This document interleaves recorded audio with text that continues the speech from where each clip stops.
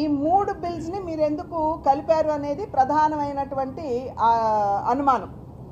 Already pass చేసుకున్న reservation bill మళ్ళీ మిగిలిన రెండు బిల్స్ డీలిమిటేషన్ బిల్ తోటిను ఇంకొక బిల్ తోటి మీరు ఎందుకు ముడిపెట్టారు అనేటువంటి అనుమానం చాలా మందిలో రాకపోలేదు. అయితే ఇక్కడ చూసినట్లయితే నారీ శక్తి వందన్ అధినియం 2023 2023లో ఒక నిబంధన ఉన్నది. అదేమిటంటే ఏదైతే ఇప్పుడు 33% రిజర్వేషన్ని కల్పించబోతున్నామో అది 2026 సెన్సస్ తరువాత డీలిమిటేషన్ ప్రాసెస్ జరిగిన తరువాతనే దీన్ని మనం ఆచరణలో పెట్టాలి అనేటువంటి నిబంధన ఆ యొక్క బిల్లులో ఉన్నది. మొట్టమొదటిసారి కనుక మనం చూసినట్లయితే కేవలం 54 కోట్ల మంది ఉన్నప్పుడు మొట్టమొదటి 1971లో సెన్సస్ జరిగింది. కానీ ఇవాళ 144 కోట్ల మంది జనాభా, ఇంకా ఎంతమంది యాడ్ అయ్యారో మనం ఇప్పుడు ఈ సెన్సస్లో మనకు తెలుస్తుంది. కాబట్టి ఈ జనాభా ఎక్కడ పెరిగింది, ఏ నియోజకవర్గంలో పెరిగింది ఆలోచించుకుని వాళ్ళు ఈ లెక్కలన్నీ సరిచూసుకుని సరి అయినటువంటి ప్రాతినిధ్యం ప్రతి ఒక్క ఎంపీకి కలిగే విధంగా వారు డీలిమిటేషన్ చేస్తారు. హీనపక్షంగా మనం చూసుకున్నా కూడా ఈ ఎంటైర్ ప్రక్రియ ఏదైతే ఉంటుందో ఇది ఒక 4 నుండి 5 సంవత్సరాల కాలం, అంటే 6 సంవత్సరాలు పడుతుందని అంటున్నారు. నేను తగ్గించి చెప్తున్నాను, కనీసం 5 సంవత్సరాలు పడేటువంటి అవకాశం ఉంది. అంటే 2029లో ఏదైతే మనం మహిళలకి రిజర్వేషన్ ఇవ్వాలి అని చెప్పి మనం భావిస్తున్నామో అది ఇవ్వలేనటువంటి పరిస్థితి ఏర్పడుతుంది.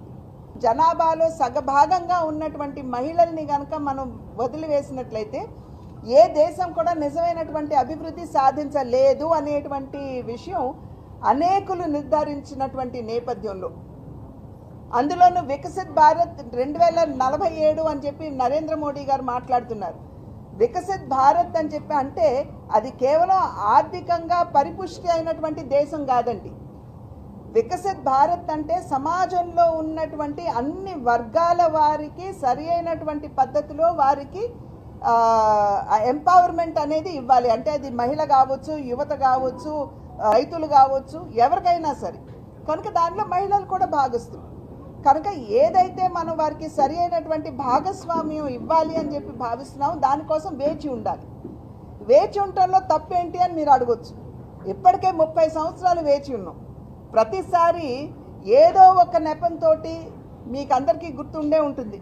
2-3 పర్యాయాలు అయితే ఆర్జేడీకి సంబంధించినటువంటి ఎంపీ స్పీకర్ టేబుల్ మీదకి ఎక్కి ఆ ప్రతిని చింపేసి ఆయన మొహాన్ని కొట్టి వచ్చాడు. ఆయన రాజ్యసభలో అయితే ఆయన అన్సారీ గారు చైర్మన్గా ఉన్నప్పుడు అఖ్తర్ గారు అనేటువంటి ఒక ఎస్పీ ఎంపీ ఆయన దగ్గరికి వెళ్ళి ఆ ప్రతిని ఆయన చేతిలో నుండి లాక్కుని చించేసి అక్కడ పడేసి వచ్చారు.